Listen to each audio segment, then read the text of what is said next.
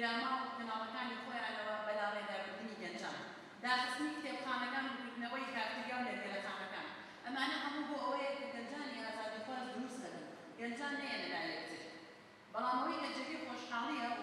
ئەرک و بەرپرسیارەتێکی گەورەیە بۆ ئەم گەنجە بە ڕێزانەی کە لێرە ئامادە بنەو ڕێخستنەکانی کۆمەڵی گەنجانی وانپارێزە جێگەیان گرتووە و ئەوانەشی کە ئەمڕۆ لێرە ئامادەنین بە دڵ و بە فکر و باوەڕەوە لەگەڵ ئێوەن ئەو هەستی بەرپرسیارەتەیە کە گەنجان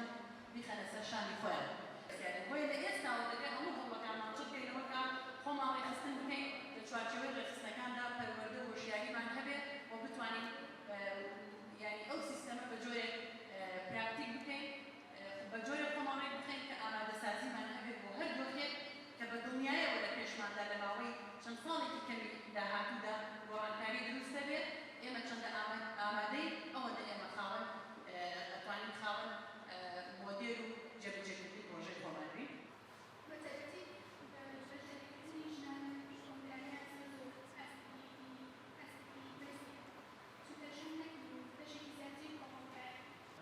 ئەمە چوارەمین کۆنفرانسی گەنجانی وڵاتپارێز بوو.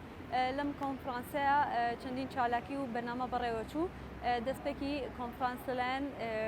بەڕێز حەسەن جودیۆ کرایەوە و خاتو تارا حسێن هەڵسەنگاندنی دۆخی سیاسی کرد لەناو کۆنفرانسەکەدا چەند بەرنامە و پێشنیارێک خرایە بەرد چاو لەوانش بۆ ڕۆژی سیاسی کە پێشتریش هەڵسەنگاندنی بۆ کرابوو پێشنیاری ئەوە کرا کە سیستەمی خۆبەڕێوەبەری دیموکراسی بۆ هەرێمی باشوور پێشنیاز کرا کە لە ڕژئاوە ئەنجامدرا و سەرکەوتنێکی بەرچاوی هەیە بەهۆی ئەو دۆخە سیاسی کە ئێستا هەرێمی کوردستان تایەتی لەلایەن بنەماڵە حیزبەوە سیستەمی سیاسی قۆڕخ کراوە و بەکار ئەهێنرێ بۆ بەرژەوەندی تایبەت بۆیە پێشنیاری ئەوە کراوە کە لە پێشووتریشا ئەم لایەنە پێڕاو کراوە پەروەردە یاخود خولی تایبەت بکرێتەوە بۆ گەنجان و بۆ خوێندکاران بە شێوازێکی بێبەرامبەر بۆ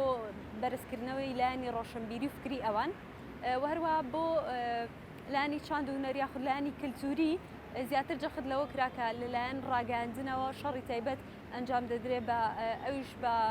پەخشکردنی ئەو درامایانە کە لەلایەن ڕاگەاندنەکانەوە بە شێوازێکی مەبەستدار بۆ هاوڵاتیان پەخشەکرێ بۆ ئەوەی وان لێ بکەن کلتوری دەرەکی یاخود کەلتوری داگیرکەریان لە خۆشەویست بێت و چەنا قوتابخانە خوێندنگامانەیە کە بە زمانی بیانی ئەخوێنرێ خوێندکار وای لێ هاتووە زمانی کوردی لەبیر چۆتەوە کە لە کاتێکە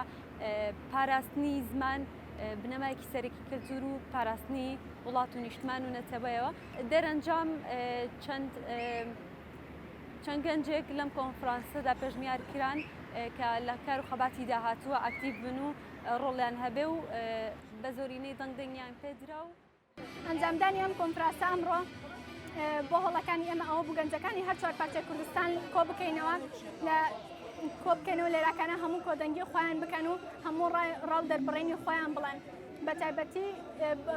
بۆ چالەکەنەی لەم 2 ساڵەیە بە ماندووبوونی خۆیان کردویانە و دانانی پلان بۆ کارەکانی ئایندە بە تایبەت بەشداریکردنی ئافرەت